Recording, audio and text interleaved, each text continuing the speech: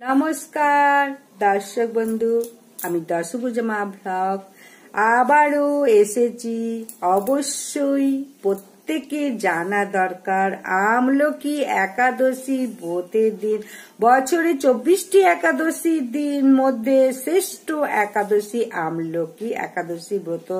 অত্যন্ত শুভ দিন। কিছু করো বা না করো, গরু বা কুকুরকে একটি খাবার খাইয়ে দাও, সংসারে দারিদ্র দূরীভূত হবে, মা লক্ষ্মীর কৃপা লাভ হবে। এবং পাশাপাশি শাস্ত্রে একাদশী ব্রতে বিশেষ মাহাত্ম্যের কথা বর্ণনা করা হয়েছে। এটাই আমি এখন প্রত্যেককে জানাতে চাই। খুবই গুরুত্বপূর্ণ তথ্য, এগুলো প্রত্যেকে জানা দরকার। তাই অবশ্যই আমার এই দশভুজা মা ব্লগস চ্যানেলে প্রত্যেকে অবশ্যই ভিডিওটা শেষ পর্যন্ত দেখো। শ্রদ্ধা, ভক্তি, ভালোবাসার সহযোগে প্রত্যেকে গুরুত্বপূর্ণ তথ্যগুলো শ্রবণ করো। প্রত্যেককে সমৃদ্ধ করবে আশা করছি। ভালো লেগে থাকলে লাইক করো। ইষ্ট দেবতার নামে জয় শ্রীকৃষ্ণের জয় একবার হলেও লিখে জানাও। একাদশী দিন ভগবান শ্রীকৃষ্ণ বা ভগবান বিষ্ণুর অত্যন্ত প্রিয় দিন।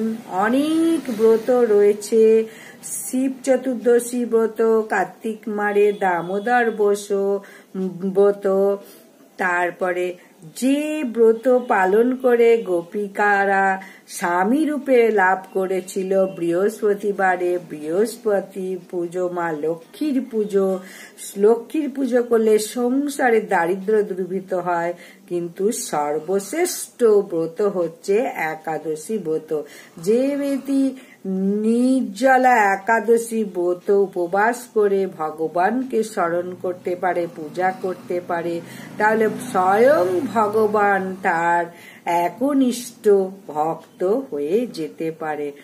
ভগবান শ্রী বিষ্ণুর অত্যন্ত প্রিয় দিন। প্রত্যেকের উচিত ভক্তি ভরে পালন করা। বছরে 24টি একাদশী ব্রতের মধ্যে শ্রেষ্ঠ একাদশী হচ্ছে আমলকি একাদশী। কেন এই ব্রত শ্রেষ্ঠ? এই ব্রত পালন করলে কি ফল লাভ হয়ে থাকে? সহস্র গাভী দান করলে কি হয়? দান করা তো মহা পুণ্য ফল পাওয়া যায়। যার যতটুকু আছে সে ততটুকু পারলে দান করো। কন্যা সন্তান হলে অনেকে খুশি হয় না, ছেলে হলে খুব খুশি হয়। ভগবান 3টে মেয়ে দিয়েছে, ভগবানের দান নিয়ে আমরা খুশি হয় না। কিন্তু শাস্ত্রে বলা আছে, যদি কোনো পিতা তার কন্যা সন্তানকে সৎ পাত্রে দান করতে পারে, তার এত পুণ্য হয় যে চিত্রগুপ্ত স্বয়ং তার পুণ্যের হিসাব করতে পারে না। স্বয়ং বলি মহারাজ, প্রহ্লাদের নাতি বলি মহারাজ, তিনি দানের মাধ্যমে ভগবানের দ্বারও কি হয়েছে। বলির কাছে বামন অবতার ভগবান শ্রী বিষ্ণু দেখতে এত সুন্দর, যে দর্শন করে মনোমুগ্ধকর। সেই বামন অবতার ছোট্ট বাচ্চা ছেলে বামন বলি মহারাজ যখন দাঁড় করছিলেন, সেই বামন অবতার সেখানে গিয়ে বলল, আমি 3 পা ভূমি চাই, পা রাখার আমার যতটুকু ভূমি সেইটুকু ভূমি আমি চাই। বলি মহারাজ কিন্তু তখন শুনে হাসাহাসি করলো, কিন্তু বুঝতে পারেনি স্বয়ং ভগবান এসে দান চেয়েছে। কিন্তু বলি মহারাজের গুরু শুক্রাচার্য জানতে পেরেছিলেন। ভগবান বলি মহারাজকে নিষেধও করেছিল গুরু, কিন্তু শোনেনি। বলি মহারাজ বলে, ভগবান আমার কাছে দান চাইতেছে, আমি দান করবই করব। বলি মহারাজ তাই শেষ পর্যন্ত সমস্ত দান করলো। 2 পা, 1 পা স্বর্গে, 1 পা মর্তে, আর 1 পা বার করলো যখন নাভি থেকে। বললো, এই পা কোথায় রাখবো? তখন মস্তক দিয়ে দিল, মস্তকে রাখো। তাই সেই থেকে বলি মহারাজ তো ভীষণ খুশি হলো যে আমি অন্তত চরণে ঠাঁই পেয়েছি ভগবানের। ভগবানের চরণে ঠাঁই পাওয়া যে সে মানুষের পক্ষে সম্ভব নয়। তাই বলি মহারাজ শ্রীকৃষ্ণের দ্বার হয়ে রয়েছে। তাই দানের মাধ্যমে ভগবানকে একান্তভাবে আপন করা যায়। হরিশ্চন্দ্র মহারাজের মরা পুত্র দানের মাধ্যমে সে জীবিত হয়েছিল। যৌন কোনো ব্যক্তি নরকে গমন করে, তবে তাদের পূর্বপুরুষ পুত্র সন্তানাদি বংশধর সেই পিতামাতার উদ্দেশ্যে যদি গাভী দান করে, এই ক্ষেত্রে বলা আছে সেই পিতামাতা সেই নরক থেকে স্বর্গে যেতে পারে। গাভী দানের পুণ্য এত। তাই এরকম সহস্র গাভী দান করলে যে পুণ্য ফল লাভ হয়, শুধু আমলকি একাদশী ব্রত করলে তার থেকে বেশি ফল লাভ হয়। তাহলে কতটা মাহাত্ম্যপূর্ণ একাদশী। বিদুরথ এক রাজা ছিল, অজান্তে আমলকি একাদশী ব্রত পালন করেছিল। তার ফলে বনের মধ্যে ভুল করে আদিবাসীরা সেই রাজাকে মারতে উদ্যত হলো। তীর ধনুক দিয়ে মেরেই ফেলবে। বিদুরথ রাজা তো ঘুমিয়েছিল, স্বয়ং ভগবান এসে আদিবাসীদের হত্যা করে সেই বিদুরথ রাজাকে অবশ্যই রক্ষা করেছিল। তাই একাদশী ব্রত পালন করেছিল বলেই স্বয়ং ভগবান বিদুরথকে রক্ষা করেছিল। তাই ছোট বাচ্চাদের নজর দোষ, অমঙ্গল যা কিছু হয়, এই একাদশী ব্রত পালন করলে সেই সন্তানের জন্য মঙ্গল পালন করো। একটু হলেও বিপদ আপদ ছুঁতে পারবে না সেই সন্তানকে, এতটাই মাহাত্ম্যপূর্ণ। তাহলে এই একাদশী কতক্ষণ থেকে কতক্ষণ থাকবে? আগামী 9ই মার্চ রবিবার সকাল 10:39 থেকে শুরু হবে। 10ই মার্চ সোমবার সকাল 9:50 পর্যন্ত থাকবে। এই সময়ের মধ্যে পবিত্র একাদশী, আমলকি একাদশী তিথি থাকবে। উদয় তিথি মেনে এই ব্রত পালন করতে হবে। 10ই মার্চ সোমবার। অনেকেই বলে যে এই গোস্বামী মত, স্মার্ত মত একটা কোন মতে করব? আমলকি একাদশী ব্রত স্মার্ত মত এবং গোস্বামী মত দ্বিমত দুদিনে পড়েছে। প্রকৃত শাস্ত্রে যেটা বলা হয়েছে সেটাই করা উচিত। সেটা গোস্বামীয় মত নয়, স্মার্ত মতও নয়। শাস্ত্রে বিশুদ্ধ মত পালন করতে হয়। শাস্ত্রে উদয় তিথি মেলে দ্বাদশী সংযুক্ত একাদশী মেলে পালন করতে হয়। যেমন একাদশী থাকবে রবিবার, তাহলে সোমবার কেন পালন করতে হবে? সোমবার হচ্ছে দ্বাদশ যুক্ত একাদশী।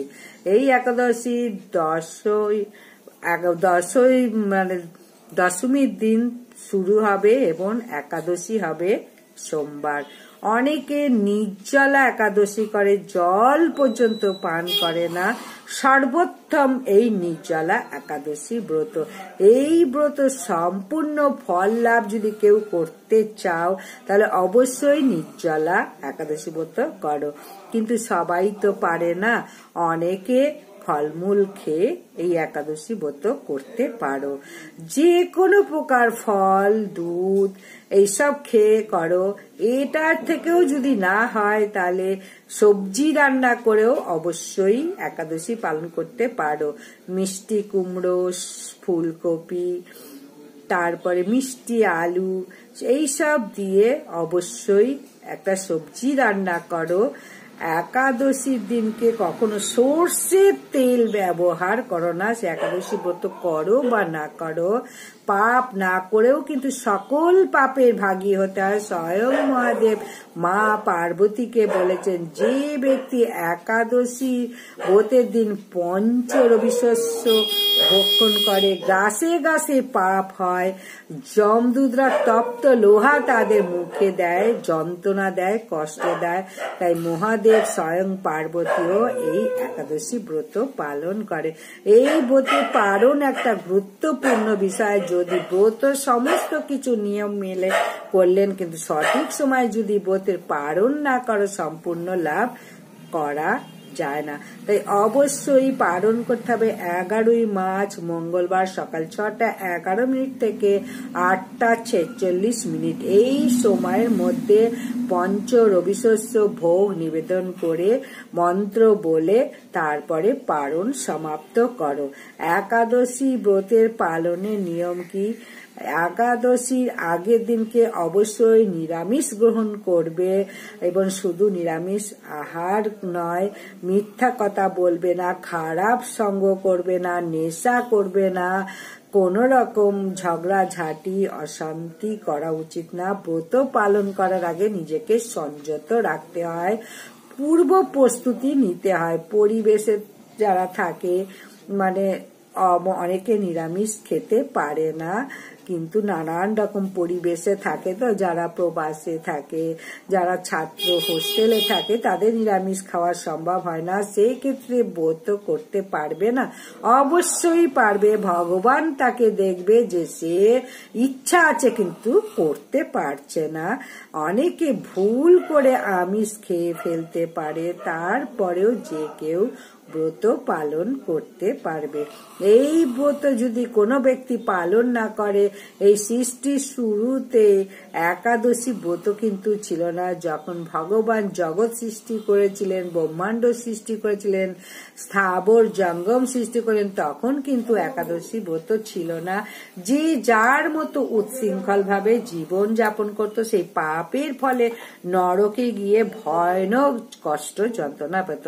এইভাবে ভগবান শ্রীকৃষ্ণ যমরাজের সঙ্গে নরকে গেলেন, যমরাজের সঙ্গে কথা বলছেন, এমন সময় খেয়াল করলো দক্ষিণ দিক থেকে নরক থেকে ভয়ানক এক পাপাত্মাদের চিৎকার ভগবানের সামনে ভেসে আসে। ভগবান যমরাজকে প্রশ্ন করলো, এই চিৎকার কোথা থেকে আসছে? যমরাজ বলল, প্রভু কি বলবো দুঃখের কাহিনী।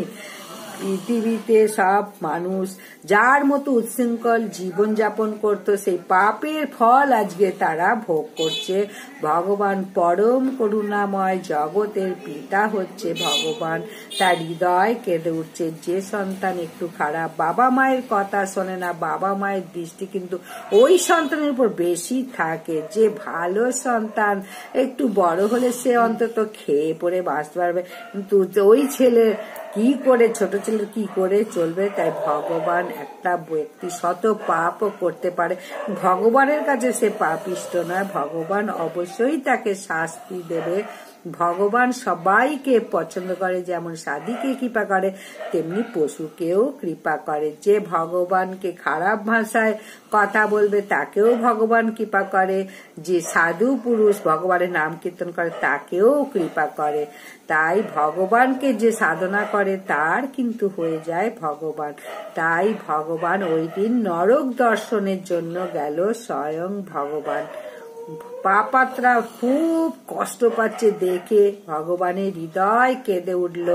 করুণার মূর্ত প্রকাশ, একাদশী দেবীর আবির্ভাব সেই দিন গেল। এত পূর্ণময় দেবী, সূর্য যেমন তেজ রয়েছে সেই রকম তেজ নিয়ে সমস্ত পাপাত্মাদের ভস্মীভূত হয়ে গেল। তারা তৎক্ষণাৎ স্বর্গে গমন করলো। ভগবান শ্রী বিষ্ণু ঘোষণা করলো, যেদিনে এই একাদশী ব্রত আবির্ভূত হবে, ওই একাদশী ব্রতে যে ব্যক্তি আমার পুজো করবে সে সকল পাপ থেকে মুক্ত হবে, অন্তিমে তার বৈকুণ্ঠে গতি হবে। তাই এই একাদশী ব্রত সাধারণত ওই দিন থেকেই পালন করা শুরু করলো। যে যত পাপই করুক, একাদশী ব্রত করার ফলে সমস্ত পাপ থেকে মুক্ত হয় এবং বৈকুণ্ঠে তার জায়গা হয়, নরকে তাকে যেতে হয় না। এদিকে যমরাজেরও কোনো কাজ নেই, সেই পাপ পুরুষ তারও কোনো কাজ নেই। কলি যে ব্যক্তি পাপ করে, কলি তার উপর অবস্থান করে, কিন্তু পাপ পুরুষ যে পাপ করে না তার উপর যেতে পারে না। পাপ পুরুষ একাদশীর দিন কোথাও আশ্রয় পাচ্ছে না, ত্রাহি ত্রাহি করে ভগবানের কাছে উপস্থিত, রক্ষা করো রক্ষা করো রক্ষা করো। প্রভু বলে, কেন কি হয়েছে? আপনি একাদশী দেবীর সৃষ্টি করেছেন, সেই দেবীর প্রভাবে আমি একাদশীর দিন কোথাও আমি জায়গা পাচ্ছি না। যে পাপ করে তার উপর আমি ভর করি, একাদশী যে করে সে তো পুণ্য করছে, তাহলে আমি কার ওপর ভর করব? তাই সৃষ্টিতে সবসময় ভারসাম্য রক্ষা করতে হয়। যেমন জন্ম হয়ে যাচ্ছে, মৃত্যু হচ্ছে না, মৃত্যু হচ্ছে, জন্ম হচ্ছে না, তখন মানুষকে হত্যা করবে। তাই ভগবানকে বললেন, আমি তো একাদশীর দিন কোথাও জায়গা পাচ্ছি না, কেউ তো পাপ করছে না। তখন ভগবান বলল যে একাদশী ব্রতের দিন তুমি পঞ্চ রবি শস্যের মধ্যে বাস করবে। যে ব্যক্তি পঞ্চরবি শস্য একাদশীর দিন যে ব্যক্তি পঞ্চরবি শস্য গ্রহণ করবে তার ওপর তুমি ভর করবে। সেই থেকে যে ব্যক্তি একাদশী করুক বা না করুক, পঞ্চরবি শস্য গ্রহণ করলে ওই পাপ একাদশী ওপর ভর করে। যে ব্যক্তি একাদশী ব্রতের দিনে মাতৃহত্যা, পিতৃহত্যা, ভাই হত্যা সমস্ত ভয়ানক পাপের ভাগী হবে। যদি পঞ্চরবি শস্য গ্রহণ করো, উপবাস করো বা না করো, এই দিনে ব্রত করো বা না করো, ভুলেও এই খাবারগুলো গ্রহণ করো না।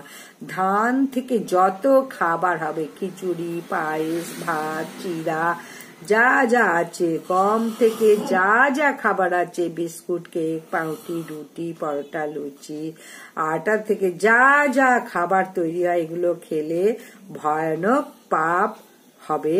তারপরে তেল, সরিষার তেল এসব খাওয়া উচিত না।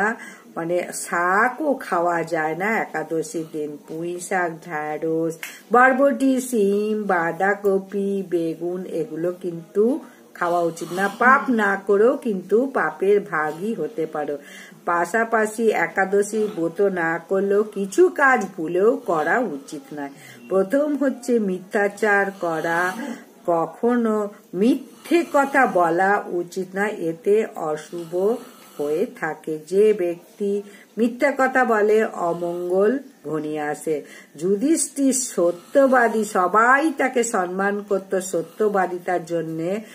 যে সত্যবতী যুধিষ্ঠির সশরীরে স্বর্গে গমন করেছিল, কিন্তু সেই যুধিষ্ঠিরও যুদ্ধক্ষেত্রে বসে একটা অপরাধ করেছিল। যুধিষ্ঠির বলেছিল অশ্বত্থামা হত কিন্তু ইতি গজ, কিন্তু তার উদ্দেশ্য ছিল সবাইকে ভুল বোঝানো। অশ্বত্থামা হত কিন্তু শেষে বলল ইতি গজ। এই মিথ্যে কথাটা বলার জন্য, উদ্দেশ্য ভুল বোঝানো, কথাটা মিথ্যে নয়, তার জন্য যুধিষ্ঠির মহারাজেরও সাথে সাথে তার রথ মাটিতে স্পর্শ করেছিল। সেই যুধিষ্ঠির মহারাজকে এইটুকু উদ্দেশ্য খারাপের জন্য নরক গমন করতে হয়েছিল। তাই মিথ্যে কথা বলা একদম উচিত না। সত্যবাদিতা তো এই যুগে নেই। পুরো এখন ধর্ম অবস্থান করছে এই কলিযুগে। যে কলিযুগে অন্তত পক্ষে একাদশীর দিন মিথ্যে কথাটা বলো না, সংযম পালন করো। একটা দিন যুধিষ্ঠির মহারাজের মতো সত্যবাদিতাকে ধারণ করবো, খারাপ ভাষা প্রয়োগ করবো না, ঝগড়া ঝাঁটি কলহ কোনো কিছু করবো না। অনেকে ঠাকুর পুজোও করছে, কলহ ঝগড়াও করছে, তাই কখনো এগুলো করা উচিত না। সেই সংসারে লক্ষ্মী দেবীর কৃপা লাভ হয় না। মিথ্যা বলা উচিত না, ঝগড়া করা উচিত না। অনেকে কি করে, মিথ্যে কথা বলছে, উপকার মিথ্যে কথা বলার সময় একটু যদি কারোর উপকার হয় বা কথাটা ঘুরিয়ে বললে তার উপকার হয়, সেই ক্ষেত্রে মিথ্যে কথা বলা উচিত, যেমন যুধিষ্ঠির বলেছিল। কিন্তু তবুও করা উচিত না। একটা ঋষি ধ্যান করছিল, এটা পদ্মপুরাণে পাওয়া যায়। ঋষি বৃক্ষের তলে বসে ধ্যান করছিল, এমন সময় একটা গাভী দৌড়াতে দৌড়াতে আসছিল। কেন? ওই গাভীকে কসাই হত্যা করবে ধাওয়া করছিল। গাভী ঋষিবরকে এসে বলল, আমাকে একটা কসাই হত্যা করবে, আমাকে একটু রক্ষা করো। বলে কিভাবে করব? বলে আমি উত্তর দিকে যাচ্ছি, আপনি বলবেন আমি দক্ষিণ দিকে যাচ্ছি। এই কার্যটা করে অন্তত আমাকে রক্ষা করবে। তখন ঋষিবরকে এসে জিজ্ঞাসা করছে, আপনি কি একটি গাভী দেখেছেন? বলে, হ্যাঁ দেখেছি। ডান হাত দিকে দেখিয়ে দিল উত্তর দিকে। এই পাপের ফলে ঋষিবর পরবর্তী জন্মে সেই ঋষিবর ব্রাহ্মণের পুত্র হয়েছে। চতুর্দিকে তার সুনাম।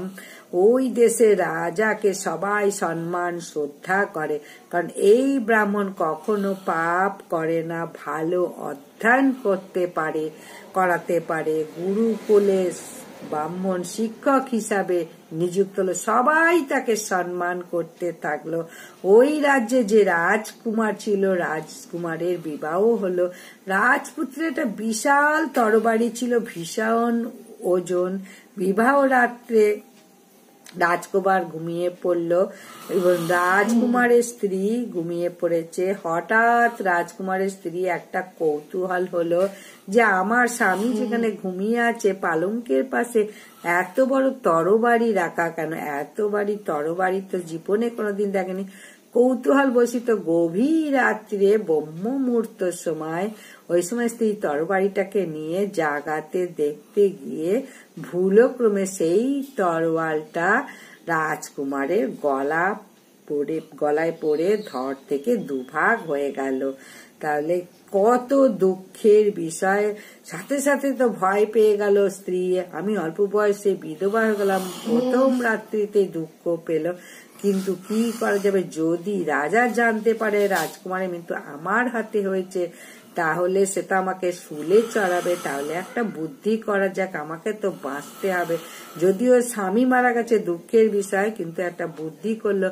ওই ভোররাত্রে ব্রহ্ম মুহূর্তে সেই সাধু রাজবাড়ির পুকুরে স্নান করতে এসেছিল। সাথে সাথে চিৎকার করতে লাগলো, মহারাজ রক্ষা করো, মহারাজ রক্ষা করো, আমার স্বামীকে হত্যা করে ওই সাধু চলে যাচ্ছে, আসুন দেখে যান, আমার স্বামীকে হত্যা করে ফেলেছে। এইভাবে গভীর রাতে সবাই ঘরে আসলে, এসে রাজকুমারের এই অবস্থা দেখে সবাই অবাক, কে হত্যা করেছে? তখন রাজকুমারের স্ত্রী বলতে লাগলো, ওই সাধু পালিয়ে যাচ্ছে, ওই আমার স্বামীকে হত্যা করেছে। সাথে সাথে ঋষিকে ধরে আনলো। তা রাজা জানে এই সাধু তো এইরকম কাজ করতে পারে না, আমি কোনো ভুল করিনি, বিনা কারণে আমাকে অপবাদ দেওয়া হচ্ছে। তখন রাজকুমারের স্ত্রী কান্না করতে লাগলো, মহারাজ আমি বিচার চাই, আমার স্বামী হত্যার বিচার চাই। রাজা উপায় না পেয়ে, একটা ব্রাহ্মণ, তাকে তো শুলে চড়ানো যাবে না, ব্রাহ্মণ হত্যা তো মহাপাপ, তাহলে কি করা যাবে? একটা কাজ করা যাক, যে হাত দিয়ে, যে তরবারি দিয়ে মেরেছে তার ডান হাত কেটে দাও। ডান হাতটা কেটে দেওয়া হলো। ব্রাহ্মণের মহা দুঃখ পেল, যে রাজ্যে কোনো অভাব ছিল না, তাই ব্রাহ্মণ তখন অপবাদ পেল যে কোনো কারণ ছাড়া তো জগতে কিছু হয় না, কোনো না কোনো পাপ তো করেছি, তাহলে এই জীবনে কোনো রকম হলো। তাহলে দক্ষিণ দেশে ভালো জ্যোতিষবিদ রয়েছে, সেইখানে যাই, তিনি বলতে পারবেন আমার কোন ফলে এমনটা হলো। ভালো একজন জ্যোতিষীর কাছে গেল, জ্যোতিষবিদ শাস্ত্রের নিপুণ, তার কাছে গেল। জ্যোতিষের বাড়িতে গিয়ে দেখলো স্বামী স্ত্রী খুব ঝগড়াঝাটি করছে, এমন ঝগড়া হচ্ছে, গিয়ে বসে আছে বারান্দায় সাধু, তার ডান হাত কাটা, দুঃখ নিয়ে। অনেকক্ষণ পরে জ্যোতিষী বেরোলো, আপনি এসেছেন? তখন বললো, হ্যাঁ এসেছি। কি জন্য এসেছেন? বলে, দেখো আমার ডান হাত কেটে দিয়েছে মিথ্যা অপবাদে, আমি জানতে এসেছি তুমি তো খুব ভালো জ্যোতিষবিদ, তাহলে আমার কোন পাপের ফলে এইরকম হলো? তখন জ্যোতিষবিদ বলে, আপনার পূর্বজন্মে একটা পাপ রয়েছে। বলে, দাঁড়ান, আপনার কথা আগে বলুন, আমি এসেছিলাম, ডান হাত কেন কাটা গেল? আপনি তো খুব ভালো জ্যোতিষবিদ, কি করে এরকম একটা স্ত্রী বিবাহ করলেন? আপনার সঙ্গে এত কথন করে, গালিগালাজ করে। জ্যোতিষী বলেন, ভাগ্যের ফল, কর্মের ফল কখনো খণ্ডানো যায় না। আমার কর্মের ফল শোনো, আমি পূর্বজন্মে একটা কাক ছিলাম এবং স্ত্রী ছিল গাধা। গাধার পিঠে একটা ছোট্ট ঘা হয়েছিল। নদী পাড়ে জল খেতে আসতো আমি। কাক সবসময় নোংরা জিনিস খেতে ভালোবাসি, তখন গাধার পিঠে সেই নোংরা মাংসগুলো টুকরে টুকরে খেতাম। এইভাবে প্রতিদিন খেতে খেতে বিশাল ঘা হয়ে গেল গাধার পিঠে, এবং একদিন এমন জোরে কামড় দিল, তার পিঠে হাড় ছিল, আমার সেখানে হাড় ঠোঁটটা আটকে লাগালো, এবং গাধা ছটপট করতে করতে নদীর মধ্যে প্রাণ ত্যাগ করলো। আমিও নদীর মধ্যে প্রাণ ত্যাগ করলাম। পূর্বজন্মে তাকে আমি কষ্ট দিয়েছি, তাই এই যুগে আমাকে স্ত্রী হয়ে আমাকে কষ্ট দিচ্ছে। তাহলে বলো আমার ডান হাত কেন কাটা গেল? আপনি পূর্বজন্মে ঋষি ছিলেন। একটা গাভী এসে বলেছিল, মহারাজ আমার একটু পানটা রক্ষা করুন, আমি উত্তর দিকে যাচ্ছি, কসাইকে বলবেন দক্ষিণ দিকে। কিন্তু তুমি মিথ্যা বলনি, তথাপি তুমি ডান হাত দেখিয়ে দিয়েছ এই দিকে। তাই গো হত্যা মহাপাপে স্বয়ং ইন্দ্র দশরথ রাজাকে বলেছিলেন, যে ব্যক্তি গোমাংস ভক্ষণ করবে, ওই যত লোম আছে গাভীর তত বছর তাকে নরক যন্ত্রণা ভোগ করতে হয়। সেই পাপের ফলে এই যন্ত্রণা ভোগ করতে হচ্ছে। তাই পাপ বাপকেও ছাড়ে না, গ্রহরাজ বলেছেন। তাই মিথ্যে কথা কখনো বলা উচিত না, কিন্তু ঘুরিয়ে বললে যদি অন্য ব্যক্তির উপকার হয়, ধর্ম রক্ষার জন্য একটু বলা যেতে পারে। অন্ততপক্ষে একাদশীর দিন ঝগড়াঝাটি, মিথ্যে কথা, অপশব্দ ব্যবহার করা উচিত না। এবং অনেকে ব্রত করে কিন্তু সারাদিন ঘুমিয়ে কাটায়। একাদশী ব্রতের দিন উপবাস করে যদি ঘুমানো হয়, এতে ব্রতের সম্পূর্ণ ফল সে লাভ করতে পারবে না। উপবাস কাকে বলে? একটু না খেয়ে শুধু টাকা নয়, ঠাকুরের কাছে সন্নিকটে বাস করা। তাই একাদশীর মূল উদ্দেশ্য নিকটে বাস করা। এই দিনে ভগবানের সন্নিকটে ঠাকুর পুজো, ভগবানের কাছে বাস করা উচিত, তবে ব্রতের সম্পূর্ণ ফল লাভ করা যায়। সেই জন্য একাদশী ব্রতের দিন চেষ্টা করতে হবে ভক্ত সঙ্গ করতে, এবং একাদশীর আগের দিনকে অবশ্যই খাবার খেয়ে দাঁত ব্রাশ করে নেবে।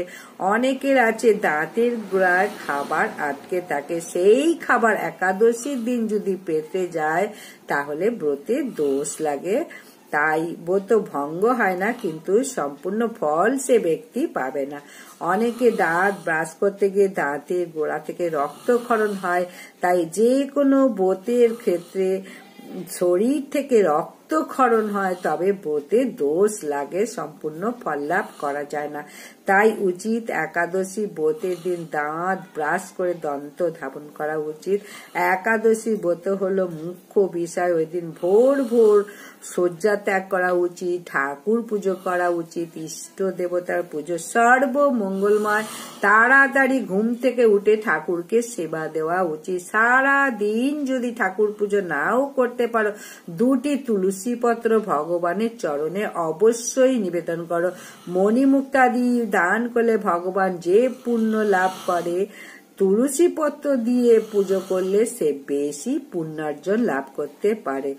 একাদশী ব্রতের দিনকে শ্রেষ্ঠ বলা হয়েছে। অন্যান্য দিন ধর্ম কাজ করলে যে পুণ্য ফল লাভ হয়, তার থেকে অধিক পুণ্য লাভ হয় কোনো ব্যক্তি যদি একাদশীর দিন সেই পুণ্য কাজ করে, সহস্র গুণ পুণ্য ফল লাভ হয়। একাদশীর দিন স্বয়ং যমরাজ বলেছে, হে যমদূতগণ শুনে রাখো, যে ব্যক্তি একাদশীর দিন ব্রত পালন করে তাদেরকে দূর থেকে প্রণাম করবে, তারা আমাদেরও পূজনীয়। তারা কখনো ভুল করেও তাদেরকে যমলোকে নিয়ে আসবে না, তারা আমাদের পূজনীয়, তারা বৈকুণ্ঠে যাবে। পুণ্যময় একাদশী ব্রত পালনকারী ব্যক্তি প্রত্যেকের একাদশী ব্রত পালন করা উচিত। কিন্তু অনেকে বলে একাদশী ব্রত তো পালন করি, কিন্তু একাদশী ব্রত পঞ্চরবিশস্য খাই গ্রহণ করি না। কিন্তু ভগবানকে অবশ্যই একাদশীর দিন অন্ন ভোগ নিবেদন করা যাবে। এই অন্ন প্রসাদ যারা একাদশী দিন ব্রত করবে তারা কিন্তু সেই ভোগ গ্রহণ করবে না, পারণের সময় সেই প্রসাদ গ্রহণ করবে।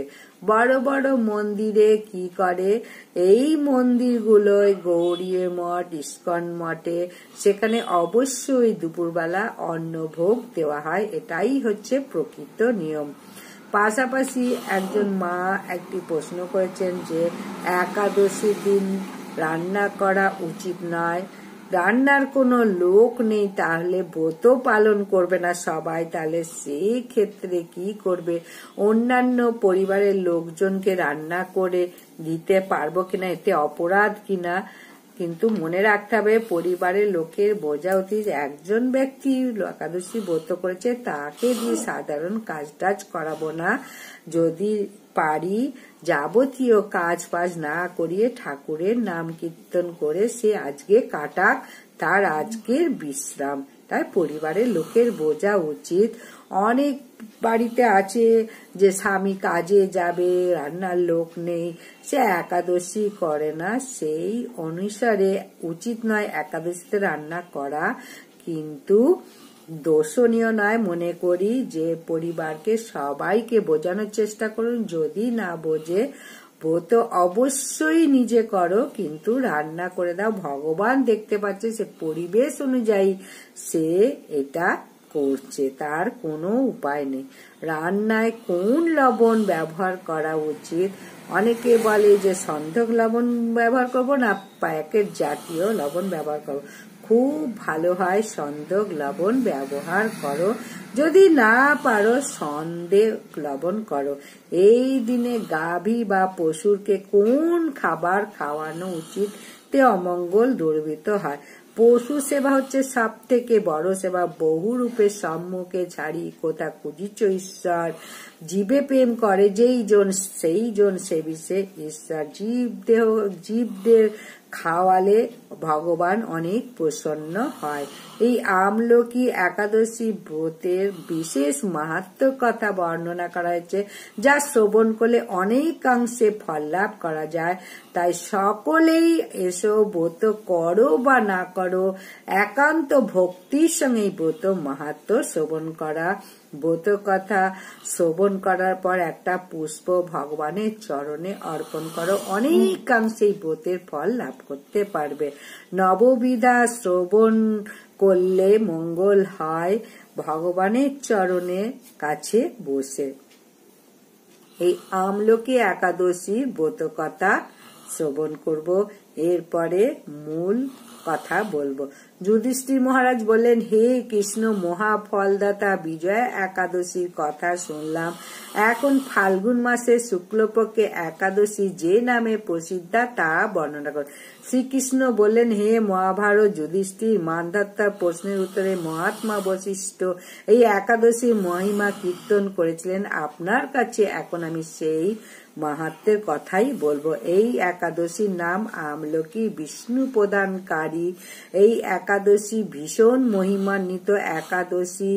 আমলকি বৃক্ষের তলে রাত্রি জাগরণ করলে সহস্র গাবিধানের ফল লাভ হয়। হে পাণ্ডু নন্দন, পূর্বে ব্রহ্মা উপস্থিত হলেন, অসুর রাক্ষস সমস্ত বিনাশ প্রাপ্ত হয়, তখন ভগবান সেই কারণ সমুদ্রে অবস্থান করে। মুখপদ থেকে চন্দ্রবনের এক বিন্দু জল ভূমিতে পড়ে, সেই জলবিন্দু থেকে একটি বিশাল আমলকি বৃক্ষের উৎপন্ন হয়। এই বৃক্ষের স্মরণ মাত্র গোদানের ফল লাভ হয়, দর্শনে তাহার দ্বিগুণ ফল, ভক্ষণে 3 গুণ ফল লাভ হয়। এই বৃক্ষে ব্রহ্মা বিষ্ণু মহেশ্বর সর্বদা অবস্থান করে। এর প্রতিটি শাখা পোশাখা পাতায় ঋষি দেবতা প্রজাপতিগণ বাস করে। এই বৃক্ষের সমস্ত বৃক্ষের আদি বলা হয়, তা পরম বৈষ্ণব রূপে বিখ্যাত। এই ব্রত সকলের পালনীয় শ্রেষ্ঠ ব্রত। এই ইতিহাস বর্ণনা করছি। প্রাচীনকালে এক নগর ছিল, চৈত্ররথ নামে এক রাজা রাজত্ব করত। চন্দ্রবংশীয় পার্শ্ববিন্দু রাজা পুত্ররূপে তিনি জন্মগ্রহণ করেন। তিনি অত্যন্ত শক্তিমান এবং ঐশ্বর্যশালী ছিলেন, শাস্ত্রজ্ঞানীও ছিলেন সুনিপুণ। তার রাজ্যে সর্বত্র মনোরম আনন্দপূর্ণ দিব্য পরিবেশ লক্ষ্য করা যেত। প্রজারাও ছিল রাজার পরায়ণ। সেই রাজ্যে কোনো অমঙ্গল ছিল না। এইভাবে চৈত্ররথ সুখে দিন যাপন করত। এক সময় ফাল্গুনী শুক্লপক্ষে দ্বাদশী একাদশী তিথি সমাগত হওয়ায় রাজ্যে সকলে এই ব্রত পালন করার সংকল্প করলেন। ওই দিন প্রাতঃ স্নানের পর প্রজাদের নিয়ে ভগবান বিষ্ণুর মন্দিরে যান। সেখানে সুবাসিত জলপূর্ণ কলস, ছত্র, বস্ত্র, পাদুকা ইত্যাদি দিয়ে সাজিয়ে স্থাপন করেন। ধূপ দীপ দিয়ে যত্ন সহকারে মুনি পরশুরামের মূর্তির আমলকির পূজা করেন। হে পরশুরাম, হে রেণুকার সুখবর্ণ, হে দাত্রী পাপ বিনাশিনী আমলকি, তোমাকে প্রণাম। আমার অর্ঘ্য জল গ্রহণ করো। এইভাবে যথাবিধি পূজা নিত্যগীত করে রাজা ভক্তি ভরে রাত্রি জাগরণ করতে লাগলেন। এমন সময় দৈবযোগে সেখানে একটি ব্যাধ উপস্থিত হলো। পূজার সামগ্রী সহ বহু ব্যক্তিকে একত্রে জাগরণ করতে দেখে সে কৌতূহল বশিত। সে ভাবলো এসব কি ব্যাপার। বিষ্ণু মন্দিরে প্রবেশ করে সে বসে পড়ল। কলসের উপরে স্থাপিত বিষ্ণু মূর্তি দর্শন করলো। ভগবান বিষ্ণুর একাদশী মাহাত্ম্য সে মনোযোগ সহকারে শ্রবণ করলো। সারাদিন ওই ব্যাধ কিছুই আহার করেনি। এইভাবে ক্ষুধায় কাতর হয়ে রাত্রি জাগরণ করলো। পরদিন প্রজা সহ রাজা নগরের দিকে যাত্রা করলো। সেই ব্যাধ ও নিজের গৃহে ফিরে গেল। এরপর একসময় ব্যাধের মৃত্যু হলো। একাদশী দিন রাত্রি জাগরণের প্রভাবে সেই ব্যাধ পরবর্তী জীবনে এক রাজ্যে অধিষ্ঠান হিসেবে নিযুক্ত হয়। জয়ন্তী নামে এক বিদুরথ নামে রাজা বাস করত। ওই ব্যাধ বিদুরথ নামে মহাবলী পুত্রের জন্মগ্রহণ করে। তার নাম বসুরথ। গ্রামে তিনি থাকতেন। সূর্যদেবের মতো মহা তেজস্বী, চন্দ্রের মতো মূর্তিমান কান্তি, পৃথিবীর মতো ক্ষমাশীল, বিভিন্ন সদ্গুণে ভূষিত বসুরথ পরম ভক্তি পরায়ণ এই মহাদাতা রাজা একবার শিকার করতে গিয়ে পথ ভুলে যান। গভীর জঙ্গলের মধ্যে পীড়িত হয়ে ক্লান্তিবশত শুয়ে পড়ে। এমন সময় কতকগুলো পর্বত নিবাসিনী তারা রাজার কাছে এসে নানাভাবে পীড়ন করতে থাকে। রাজাকে তাদের শত্রু মনে করে তারা তাকে হত্যা করতে চেষ্টা করে। পূর্বে এই রাজা পিতা মাতা পুত্র পৌত্র সবাইকে মেরে ফেলেছে, আমাদের গৃহ ছাড়া করেছে। এরম বলতে বলতে রাজাকে হত্যা করতে উদ্যত হয়। তারা বিভিন্ন অস্ত্র শস্ত্র আঘাতও করতে থাকে, কিন্তু আশ্চর্যের বিষয় তাদের সকল প্রচেষ্টা ব্যর্থ হয়। রাজার কোনো ক্ষতি তারা সাধন করতে পারে না। তখন রাজার শরীর থেকে নানা অলঙ্কারে বিভূষিত এক পরমা সুন্দরী স্ত্রী মূর্তি আবির্ভূত হয়। মহাশক্তি ধারিণী ওই নারী অল্প সময়ের মধ্যে সকল পাপীদের নিধন করে। রাজার নিদ্রা ভঙ্গ হলো। ওই ভয়ানক হত্যাকাণ্ড থেকে রাজা বিস্মিত হলেন। তিনি বলতে লাগলেন, আহা, আমার শত্রুদের হত্যা করে কে আমাকে প্রাণ রক্ষা করলো? এমন কৃপালু দয়ালু কে আছে? আমি তার প্রতি আমার কৃতজ্ঞতা প্রকাশ করছি। এমন সময় দৈববাণী হলো, ভগবান শরণাগত রক্ষা করতে পারে এমন দয়ালু কে আছে আর জগতে? তিনি শরণাগতের পালক। দৈববাণী শুনে তিনি ভক্তিযুক্ত চিত্তে গৃহে ফিরে এলেন। তারপরে প্রজা সহ মহাসুখে ইন্দ্রের মতো নিষ্কণ্টক রাজ্য ভোগ করতে লাগলেন। বশিষ্ঠ বললেন, যে মানুষ এই উত্তম আমলকি একাদশী ব্রত পালন করেন তিনি নিঃসন্দেহে বিষ্ণুলোক লাভ করে। এই ছিল আমলকি ব্রত কথা। এই ব্রত পালন করলে কি ফল লাভ হয় তাহলে বুঝতে পেরেছ সবাই। তাই নিজে একাদশী ব্রত পালন করো, সকলের মাঝে ছড়িয়ে দাও, যেন এই একাদশী ব্রত পালন করার জন্য উৎসাহ হই এবং এই বিষয়ে জানতে পারি। নিজে যে ব্রত করলে উৎসাহ হয়, সেই ব্রত যদি অন্যজনকে কথা করে ভগবান শ্রীকৃষ্ণ আরো প্রসন্ন হন। এই ব্রতে গাভী বা কুকুরকে কোন জিনিসটা খাওয়ানো উচিত? কোনো সময় উচিত না কোনো প্রাণীকে বিনা কারণে কষ্ট দেওয়া। একটা কুকুর হেঁটে যাচ্ছে তাকে লাথি মারছো, বা গরু যাচ্ছে তাকে লাঠি দিয়ে মারছো। যদি কোনো প্রাণীকে বিনা কারণে কষ্ট দেওয়া হয়, ওই কষ্ট কোনো না কোনো দিন তোমাকে ভোগ করতে হবে। কোনো প্রাণীকে ভুল করে কষ্ট দেওয়া উচিত না। এই জন্য পাখির বাসা যদি বাড়িতে হয়, এটাকে লক্ষ্মীময় বলা হয়েছে। সেই বাড়িতে লক্ষ্মীর কৃপা লাভ হয়। পশুদের সেবা করা ভগবানের অনেকাংশে লাভ করা যায় আশীর্বাদ। যে সমস্ত লোকেরা আশীর্বাদ লাভ করতে চাও, যারা পুণ্য লাভ করার ইচ্ছা করে, তারা গো সেবা করেন, গাভী মাতার সেবা করেন। গাভী মাতার সেবা কিভাবে করবে? তাদেরকে গাভী মাতাদের সেবা হলো কচি কচি ঘাস এনে গাভী মাতাকে দাও, এতে মহা পুণ্য লাভ হয়। যেভাবে সামর্থ্য রয়েছে সেইভাবেই করো। একাদশীর দিন কুকুর বা অন্যান্য পশু পাখিদের পঞ্চরবি শস্য দেওয়া উচিত না। একাদশীর পরে দ্বাদশীর দিন কখনো কোনো পশুদের মারবে না, কষ্ট দেবে না, ভগবান প্রসন্ন হবে না। কোনো পশু পাখি কেন, কোনো ব্যক্তিকেও মানুষকেও কষ্ট দেওয়া উচিত না, এমন কোনো আচরণ করা উচিত না। একদিন না একদিন সেই ফল আমাকেও পেতে হবে। এই যে পশুদের যখন পিণ্ড দান করা হয়, ভগবানের প্রসাদ দিয়ে পিণ্ড দিতে হয়। মৃত ব্যক্তির উদ্দেশ্যে কিছু প্রসাদ গাভীকে দিতে হয়।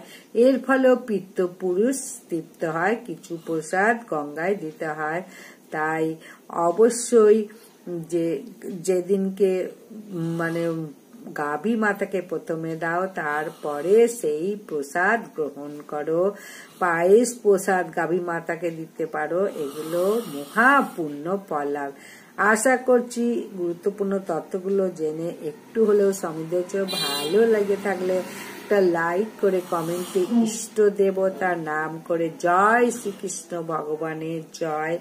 ভগবানের কৃপায় সকলের জীবন মঙ্গলময় হোক। আজকের ভিডিওটা এখানেই শেষ করছি।